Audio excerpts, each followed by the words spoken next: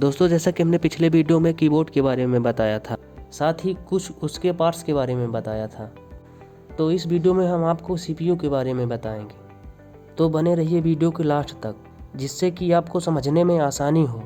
तो वीडियो में आगे बढ़ने से पहले वीडियो को लाइक और साथ ही चैनल को सब्सक्राइब कर लीजिए। चलिए शुरू करते हैं। CPU का पूरा नाम सेंट्रल प्रोसेसिंग यूनिट होता है। CPU को कंप्यूटर का प्रोसेसर भी कहते हैं, क्योंकि यह यूजर के द्वारा दिए गए डेटा और निर्देश को प्रोसेस करता है। बिना CPU के कंप्यूटर कुछ भी काम नहीं कर सकता। दूसरे शब्दों में कहें तो CPU एक इलेक्ट्रॉनिक मशीन है जो यूजर के द्वारा दिए गए निर्देशों को प्रोसेस करता है और कंप्यूटर के सभी कार्यों को नियंत्रित करता है। CPU कंप्यूटर के मदरबोर्ड पर स्थित होता है। मदरबोर्ड का मुख्य कार्य कंप्यूटर के सभी हार्डवेयर को आपस में जोड़ना होता है। CPU का इस्तेमाल बहुत सारे कार्यों को करने के लिए किया जाता है, जैसे डेटा को प्रोसेस करने के लिए, यूजर से इनपुट लेकर उसे आउटपुट में बदलने के लिए, डेटा को स्टोर करने के लिए, कंप्यूटर के सभी निर्देशों को पूरा करने के लिए किया जाता है। CPU के अंदर एक छोटा फैन लगा होता है जो CPU को ठंडा रखने में मदद करता है ताकि CPU बिना रुके काम कर सके। CPU इनपुट और आउटपुट डिवाइसों को आपस में कम्युनिकेशन करने में मदद करता है। CPU में बहुत सारे ट्रांजिस्टर लगे होते हैं जिनका उपयोग जटिल गणनाओं और कैलकुलेशन को हल करने के लिए उपयोग किया जाता है। CPU में लगभग 10 करोड़ से ज़्यादा ट्रांजिस्टर लगे होते हैं।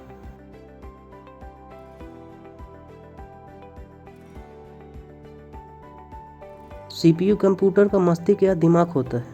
अब चलिए जानते हैं CPU के भाग कितने होते हैं। Control unit, memory unit, ALU।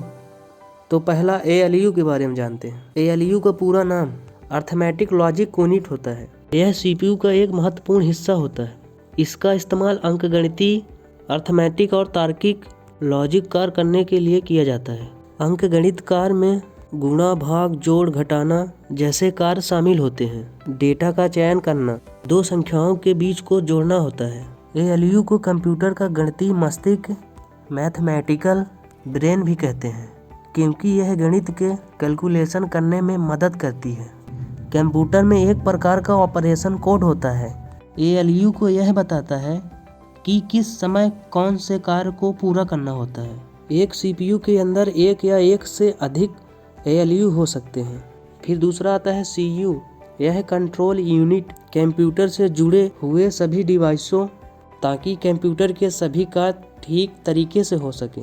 Control unit CPU का एक महत्वपूर्ण हिस्सा है जो मुख्य मेमोरी निर्देश इंस्ट्रक्शन उन्हें डिकोड करता है और इसके बाद इन निर्देशों को एक्सिक्यूट करता है। एक control unit input output device है, जैसे मॉनिटर, प्रिंटर, कीबोर्ड, माउस आदि के कार्यों को कंट्रोल करता है, ट्रांसफर करने में मदद करता है। कंट्रोल यूनिट के दो प्रकार होते हैं। पहला हार्डवेयर CU, दूसरा माइक्रो प्रोग्राम CU होता है। फिर तीसरी मेमोरी आती है।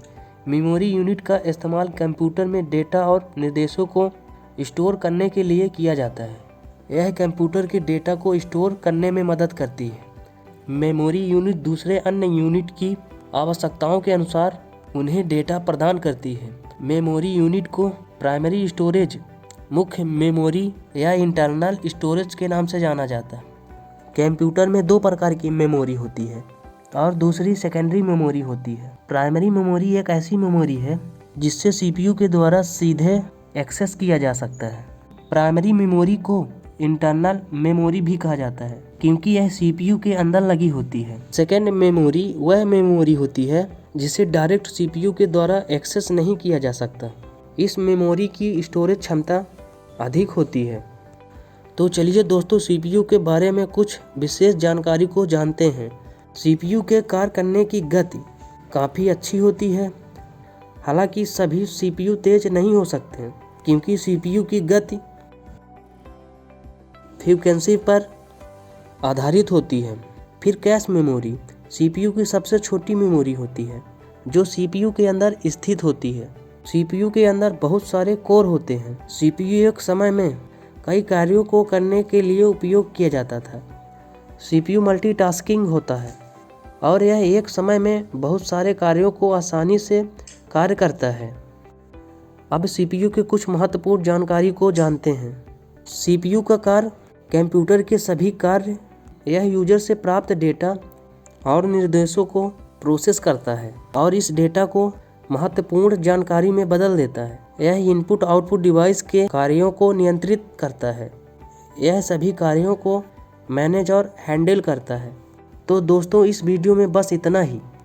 अब आगे की जानकारी अगले वीडियो में बताएंगे। वीडियो में लास्ट तक बने रहने के लिए धन्यवाद।